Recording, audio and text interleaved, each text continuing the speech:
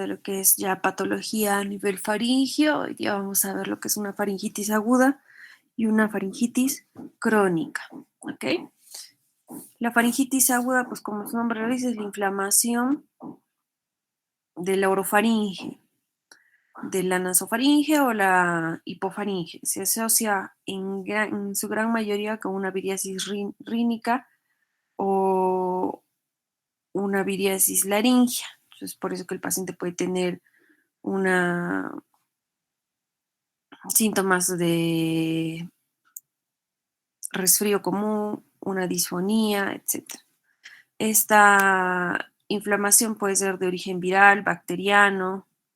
En el 30% muchas veces no se identifica algún patógeno, pero los virus son los responsables en su gran mayoría en menores de 3 años. Se asocia sobre todo a rinovirus en otoño y primavera y se transmiten estos virus por hacinamiento o contacto, siendo así más frecuente en las guarderías, ¿no? El periodo de incubación de este virus, aproximadamente entre 2 a 4 días, ¿no?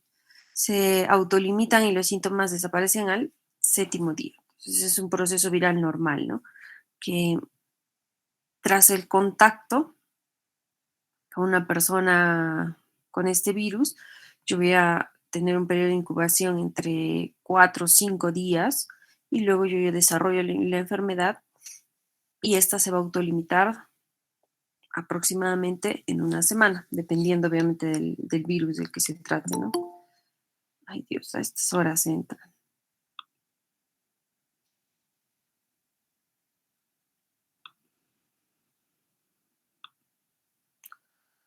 La etiología, como les dije, un 70% de origen viral. Dentro de estos, los más frecuentes el rinovirus, el adenovirus, el coronavirus, el virus del herpes simple, el influenza, el parainfluenza, el coxsackie virus, el virus de Epstein-Barr, el citomegalovirus. Y bacterianas, un 30% en menor cantidad. En estas tenemos el beta hemolítico del grupo A, estreptococos del grupo C y G, anaerobios, podemos tener también micoplasmas, Corynebacterium, clamidias, etc. Otra causa que no sea infecciosa puede ser traumática, como son cuerpos extraños, quemaduras, daños faringeos, irritantes como el cloro, el humo, el vapor. Entonces, muchos pacientes que trabajan con exposición a ciertas sustancias, pues van a tener cuadro de faringitis. Los fumadores van a tener cuadro de faringitis. Acá podemos ver todos los virus, ¿no? Que van a generar un cuadro de faringitis y, por ejemplo, ¿no?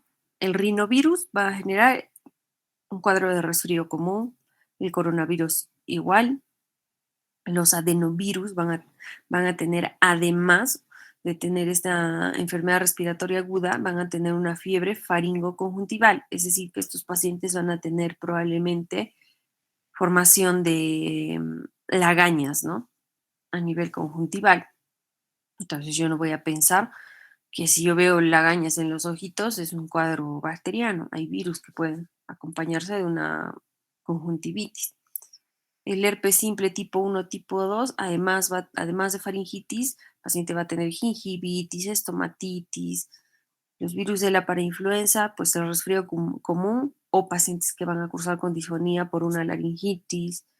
Em, el coxsackie virus va a tener las famosas lesiones que son las ampollas a nivel de cavidad oral o los enantemas, lo que le dicen a los pacientes que les ha salido aptas. Esa es la herpangina. El virus de Epstein-Barr va a generar la mononucleosis infecciosa, al igual que el citomegalovirus.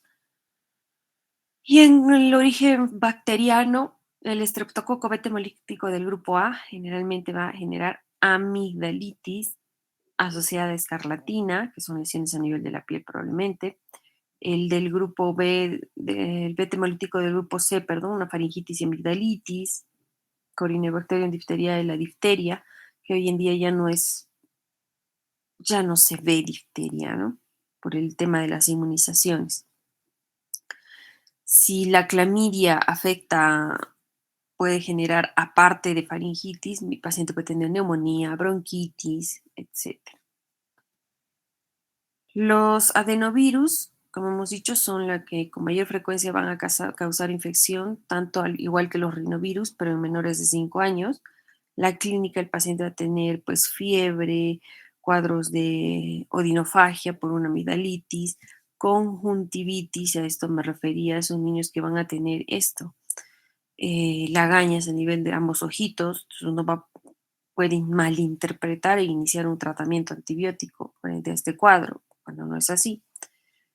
Cuadros de rinitis, entonces el paciente va a tener probablemente estornudos, congestión nasal, rinorrea clara y adenopatías, ¿no? A nivel cervical probablemente.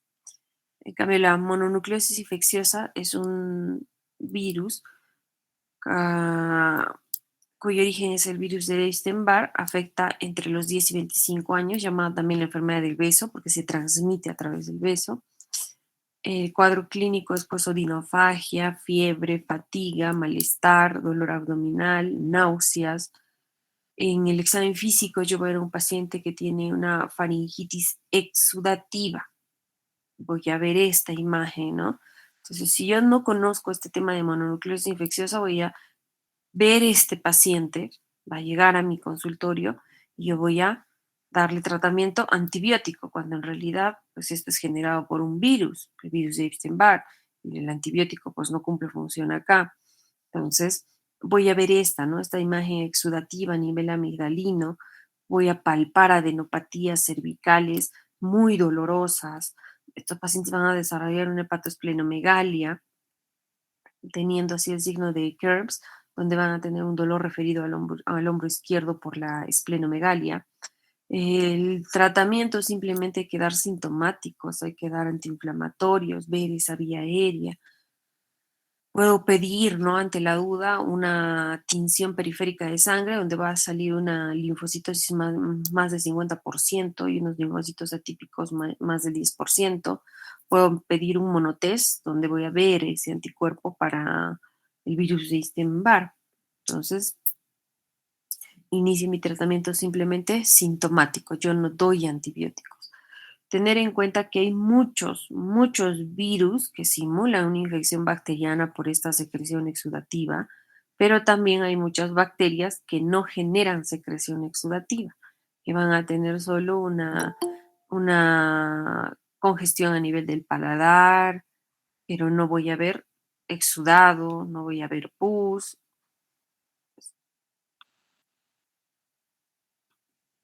A ver, ya, son los últimos que yo acepto. Se supone que tienen que entrar a las 7 en punto, son 15 minutos tarde.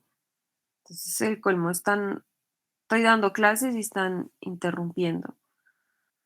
No se va a aceptar a más de sus compañeros.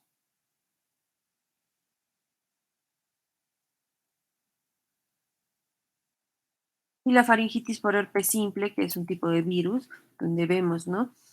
Acá va a haber pacientes a quejar de fiebre o dinofagia, y yo voy a ver a nivel de la cavidad oral o la orofaringe estas vesículas en todo el paladar, a nivel de las amígdalas, a nivel de la orofaringe.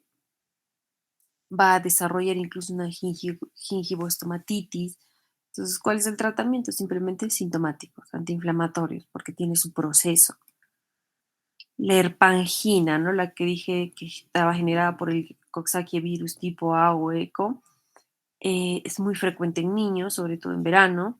Estos van a tener una fiebre alta o dinofagia intensa, y el examen físico voy a ver estos enantemas, estas vesículas de color blanco que van a dejar a veces estas úlceras, ¿no? Poco profundas a nivel de úvula, paladar blando.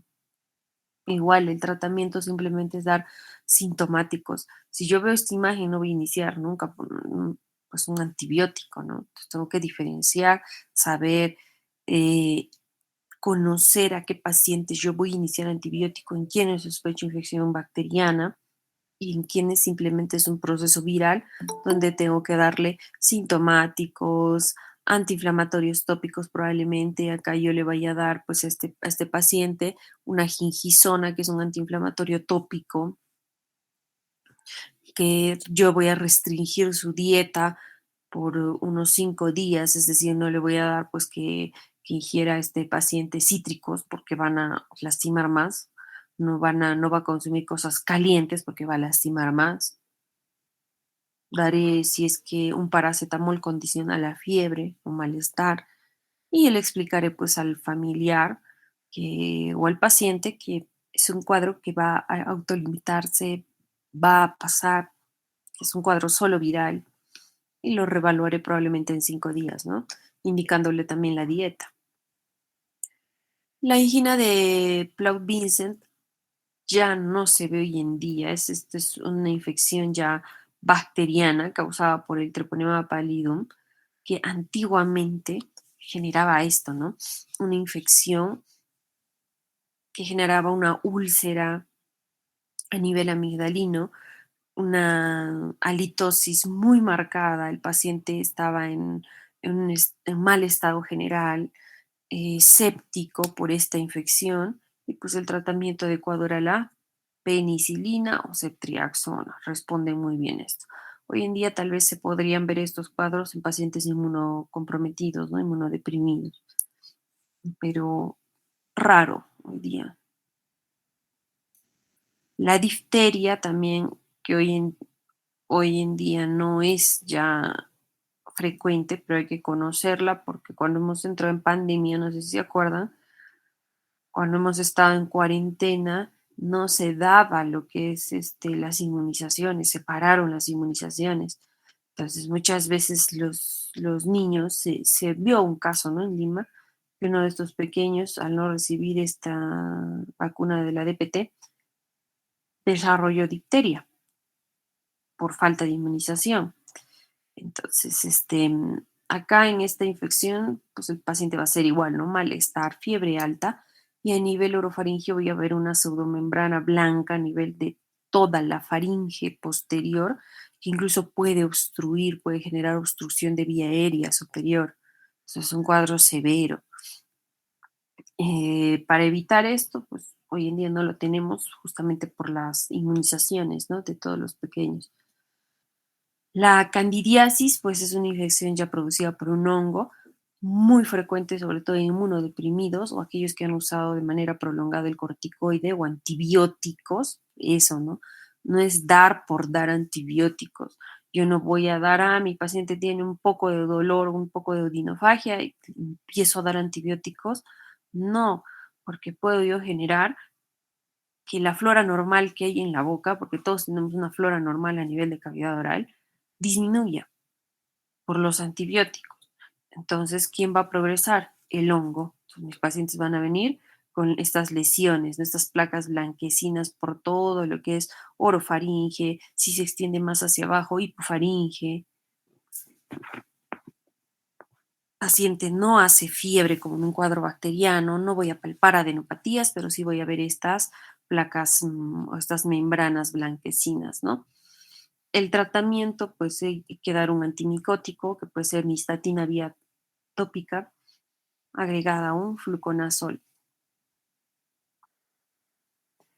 Y la faringitis por estreptococo del grupo A o el beta hemolítico, los síntomas van a ser de comienzo brusco, el paciente va a tener fiebre, odinofagia intensa, muy intensa, asociada a la dificultad para tragar, ¿no? Va a tener tanta odinofagia que va a tener un cuadro de disfagia, le va a costar tragar la comida. Puede tener malestar general, mialgias, náuseas, vómitos, dolor abdominal, cefalea. Los signos, pues a nivel de la cavidad oral, va a tener, vamos a ver un eritema difuso, una inflamación de la faringe, la úvula hipertrófica, a las amígdalas eritematosas, con un cierto exudado purtáceo, como vemos acá, o blanco amarillento. En un 50 y 90% de los casos, el estreptococo va a dar este exudado.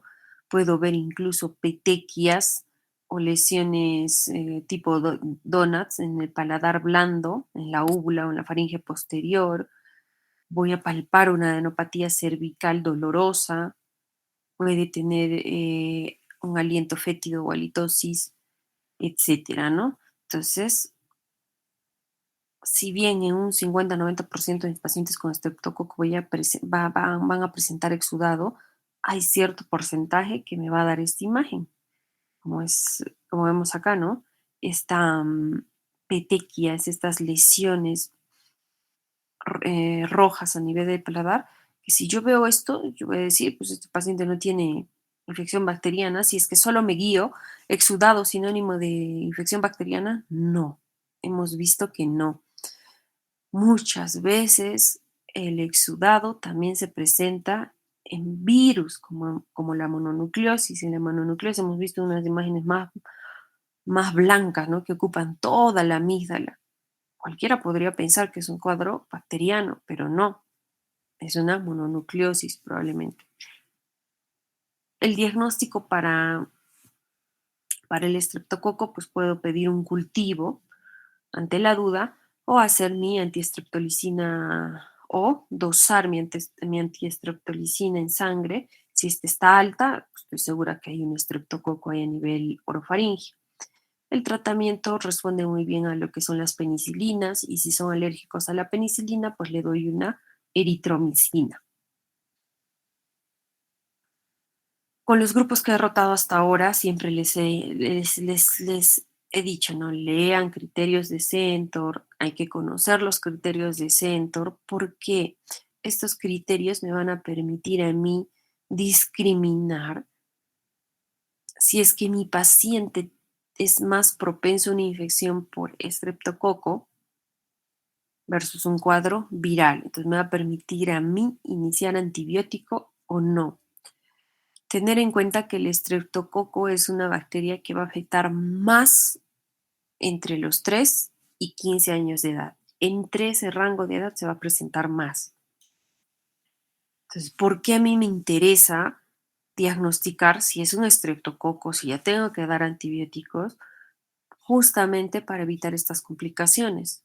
Si no, mi paciente va a ser una otitis media aguda, una adenitis purulenta, un absceso periamigdalino retrofaringio o ya complicaciones extrafaringias, ¿no? Como una fiebre reumática, una glomerulonefritis, etcétera.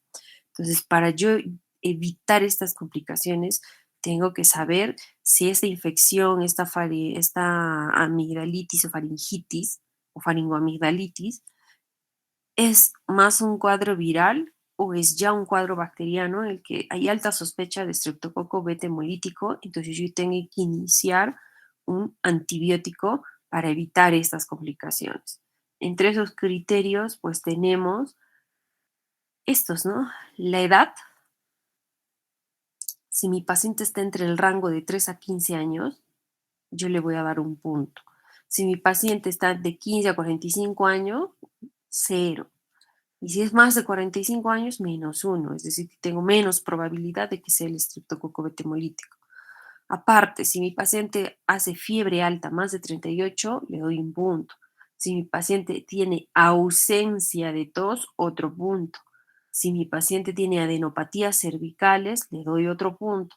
Y si tiene un exudado amigdalar, ese exudado que hemos visto acá, le doy otro punto, ¿ya? Algunos hablan o exudado o estas petequias a nivel de paladar. Entonces voy dando puntuaciones, ¿no? Si mi paciente viene y no tiene ninguno de estos criterios, yo no voy a iniciar con antibiótico, iniciaré un cuadro ya, iniciaré tratamiento sintomático porque probablemente se trate de un virus.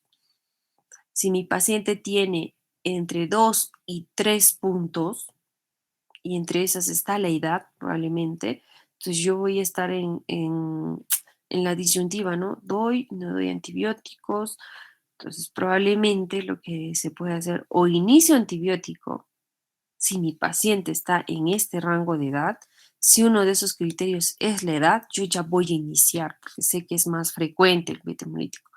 Pero digamos, no está en ese rango de edad y tiene mi paciente 24 años, pero sí tiene fiebre, no tiene tos y tiene exudado amigdalar.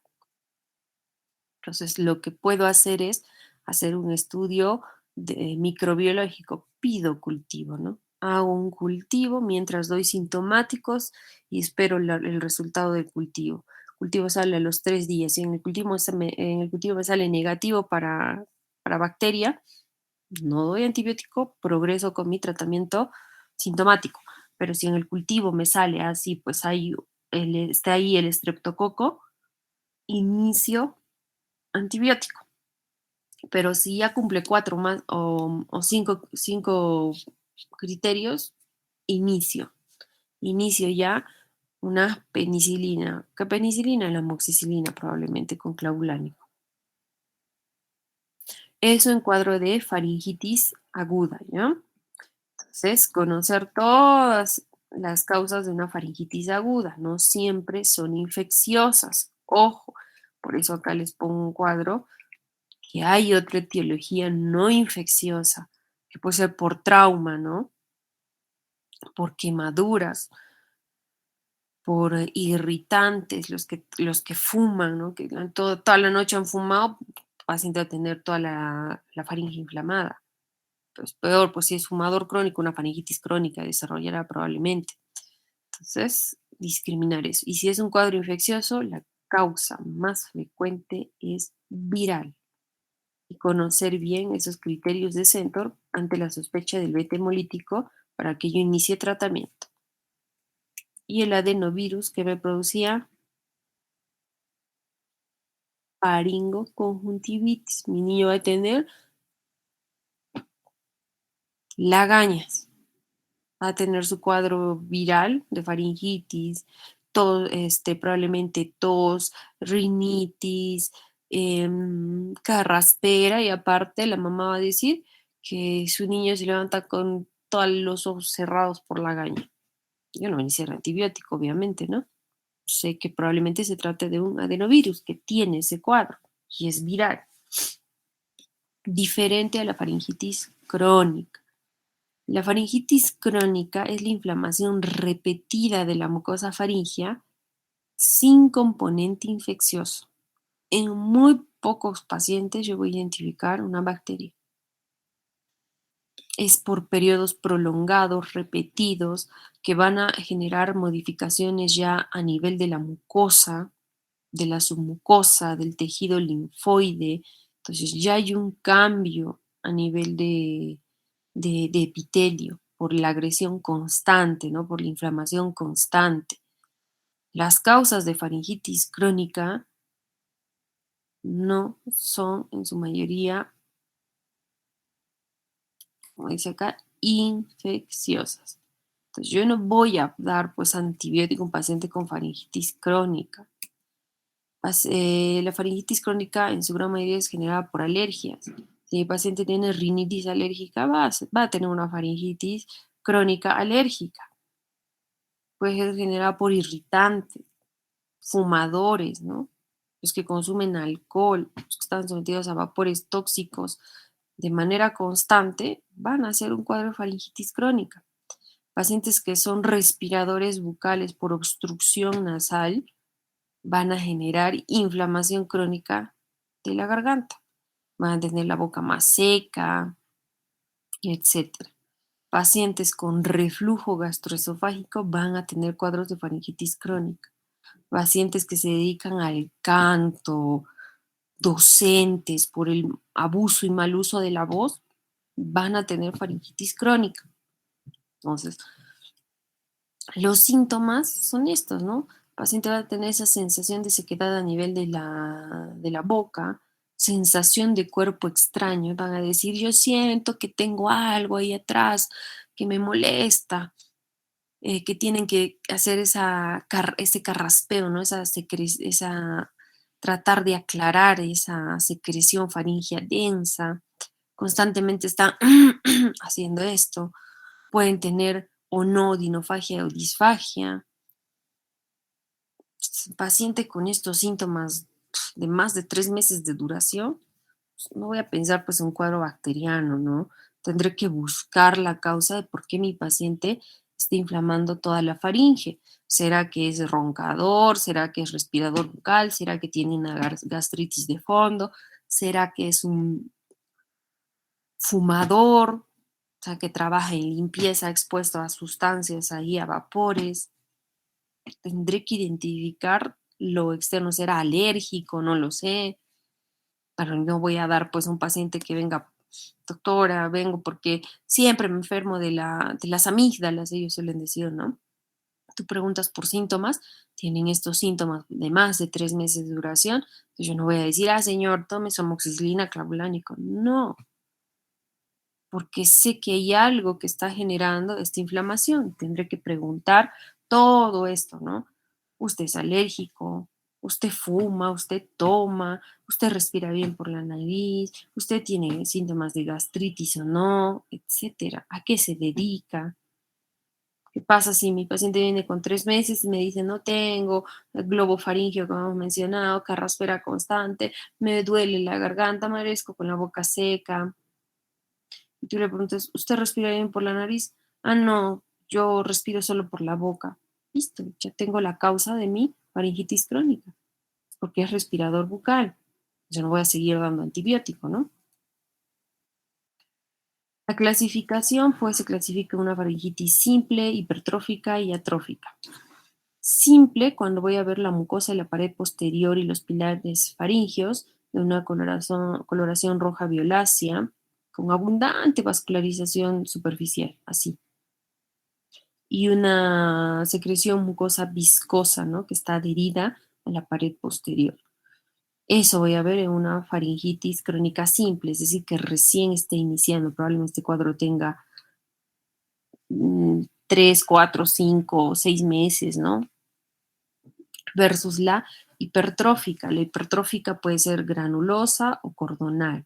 La granulosa, yo voy a ver estas formaciones redondeadas, algo así, hacia atrás en la pared posterior de la faringe, que son folículos hipertrofiados.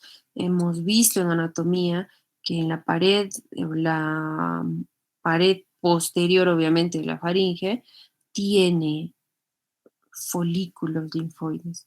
Cuando estos se están inflamando constantemente, voy a generar que estos se hipertrofien y voy a ver esas. No se ve acá, se ve en ese, como un empedrado a nivel del orofaringe.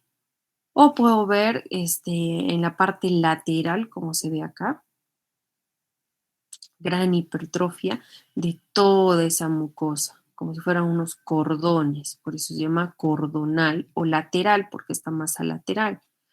Y la trófica ya es, ¿no? Cuando el paciente por años y años ha estado respire, respire, digamos, ¿no? O tiene este cuadro faringitis crónica, que ya la mucosa ya es seca, es atrófica, ya son las etapas finales de las otras dos, tienen esa sensación de globofaringio, de tener algo en la garganta, necesitan estar tragando constantemente. El tratamiento, pues tengo que eliminar el factor que predispone a la faringitis crónica. Si yo no trato ese factor, mi paciente va a seguir igual. Por eso los pacientes vienen a consulta, te dicen, yo tengo cuadros de amigdalitis, me dan inyectables o antibióticos o algún antiinflamatorio, me calma momentáneamente, pero luego otra vez inicio con mi cuadro. Esto es frecuente, ¿ah? Entonces, no puedo yo seguir pues dando, ¿no? Un antiinflamatorio, no puedo seguir dando, peor, ¿no? Un antibiótico, no. Tendré que buscar ese factor predisponente de esa faringitis crónica y tratar ese factor.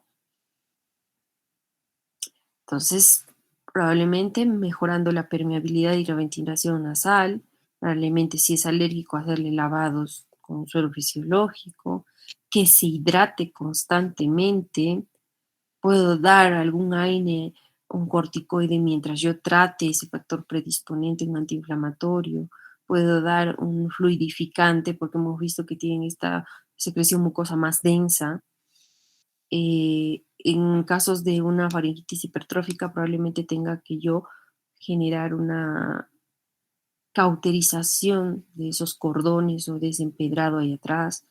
Y en casos de faringitis atrófica, darle yodo, vitamina A a este paciente para mejorar su molestia, ¿no? Hasta que no elimine el factor predisponente. ¿Ok? Y el otro cuadro, pues vamos a hablar de una hipertrofia adenoamigdalina. El famoso anillo de Valdeyer. El anillo de Valdeyer está formada por adenoides, amígdalas tubáricas, amígdalas palatinas, amígdala lingual y muchas veces tejido linfoideo que está en la pared posterior de la faringe. Tenemos así lo que es la hipertrofia adenoidea, que es el crecimiento excesivo, ¿no?, de este tejido adenoideo que va a generar disminución en calibre de la rinofaringe. Y la hipertrofia amigdalina, ya también crecimiento excesivo de este tejido amigdalino que produce disminución en calibre de la orofaringe. Pueden ir juntas o pueden ir de manera independiente, ¿no? Mi paciente puede tener solo hipertrofia adenoidea y las amígdalas normales, o tener las amígdalas grandes y una adenoides pequeña. La etiología hoy en día es desconocida, no se ha podido establecer por qué crece, ¿no?, este tejido adenoideo o este tejido amigdalino. Muchas veces dicen que es la dieta, que es genético, que existen ciertos factores inmunológicos, infecciosos, pero lo cierto es que la etiología en sí todavía desconocida. Si el paciente tiene una hipertrofia adenoidea, pues va a tener esta fascie, ¿no? Fascie típica de un adenoideo, que es la cara alargada, el mentón retraído, el labio superior delgado, la boca abierta. Yo veo el paladar en ojival, los dientes mal implantados. El paciente va a hablar con una rinolalia cerrada. Puede tener alteraciones a nivel de la trompa de Eustaquio, generándole otitis medias o a repetición, una otitis media serosa. Entonces, mi paciente va a tener hipoacusia probablemente. Si es en niños pequeños, va a tener problemas respiratorios ronquidos. ¿Ok? Entonces, la clínica, pues por obstrucción nasal, si se obstruye a nivel nasal, mi paciente va a tener descarga posterior, es el catarro descendente. Si es pequeño, va a hipoventilar porque puede generar una apnea del sueño. Va a tener infecciones de oído, una otitis serosa o una otitis media aguda a repetición. Va a tener halitosis, puede tener vómitos, retardo en el crecimiento, tos productiva, etcétera. Y si hablamos de hipertrofia amigdalina, la clínica va a ser diferente, porque las amígdalas van a obstruir a nivel orofaríngeo. Probablemente mi paciente tenga odinofagia, disfagia, va a tener ronquido, puede generar también apnea del sueño. Entonces voy a ahí estadificar, ¿no? Primero ¿no? Como yo sospecho de paciente con hipertrofia adenoidea, pues va a venir la mamá y va a decir, mi hijo ronca, respira solo con la boca, eh, yo hago mi examen físico a nivel nasal, todo normal, ¿no? Septo central, cornetes normales, no veo una obstrucción a nivel nasal.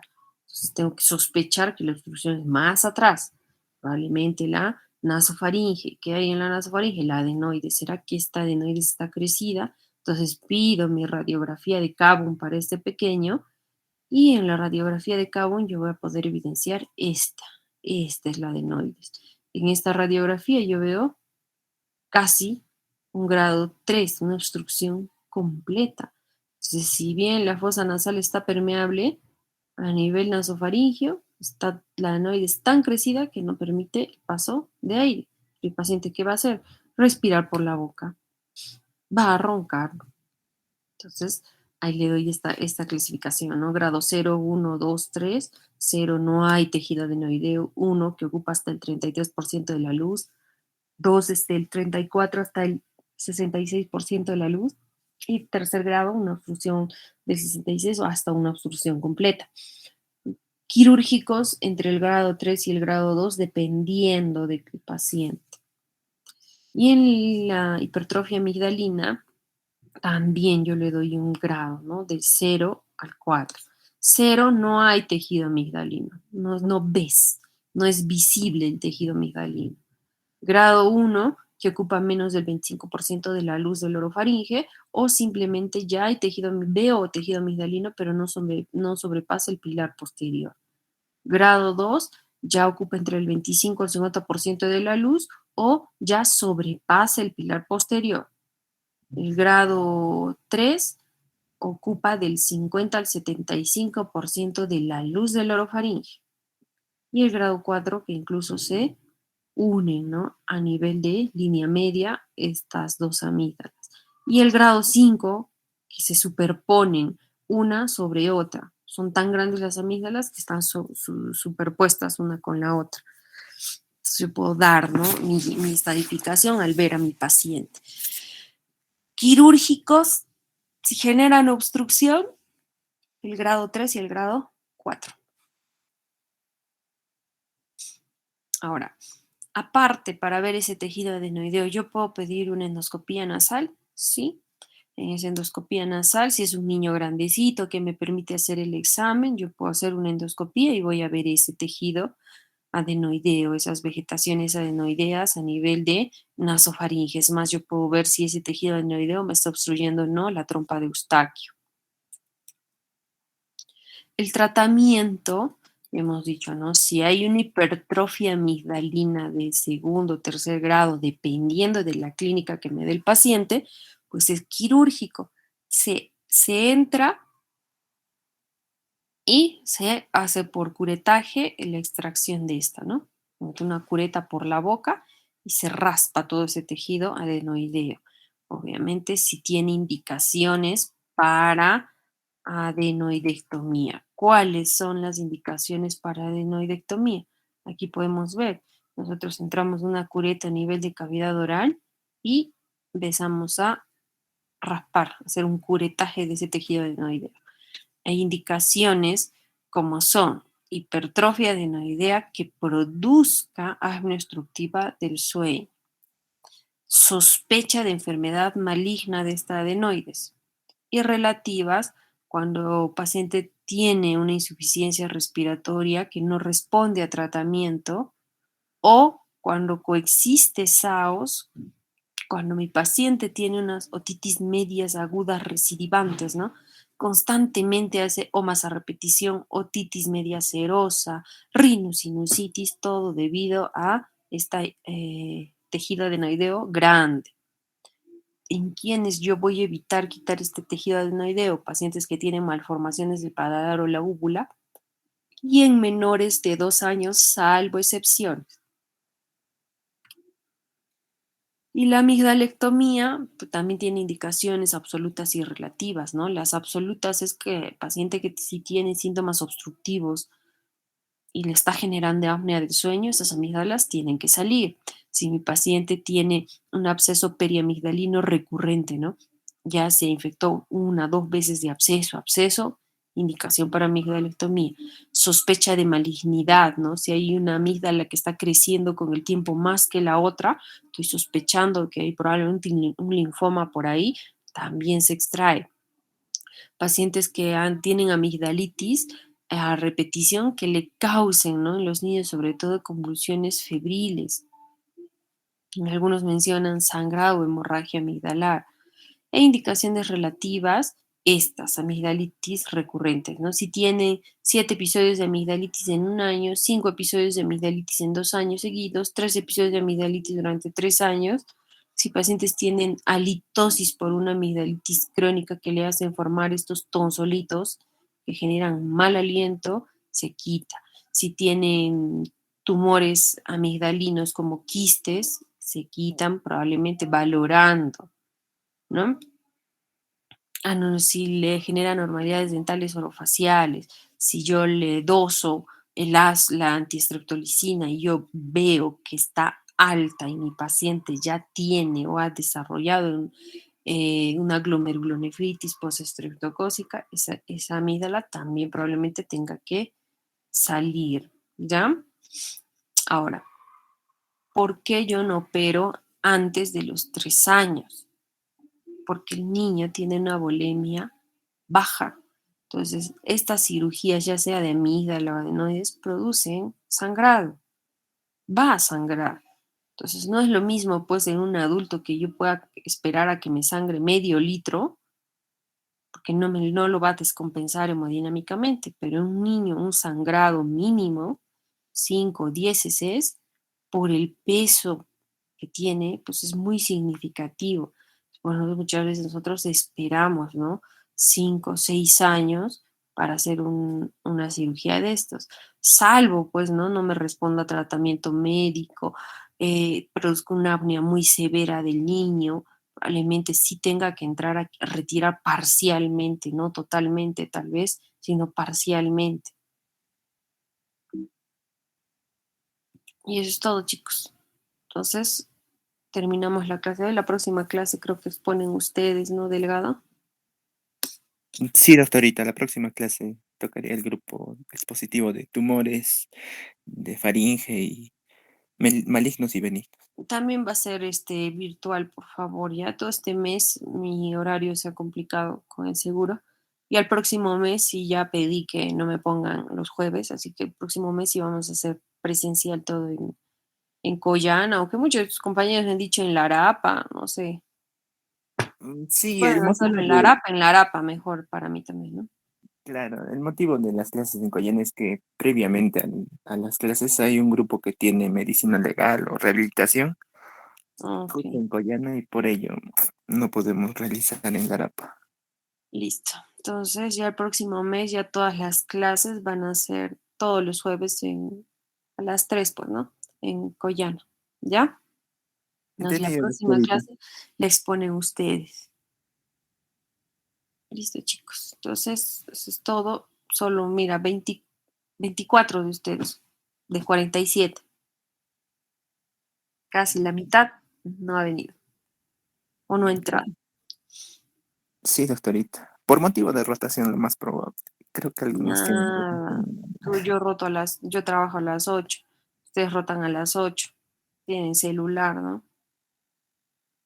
No hay excusa, pues. Bueno, listo. Nos vemos la próxima clase con su exposición, ¿sí? Chao, chicos. Buen día, doctorita.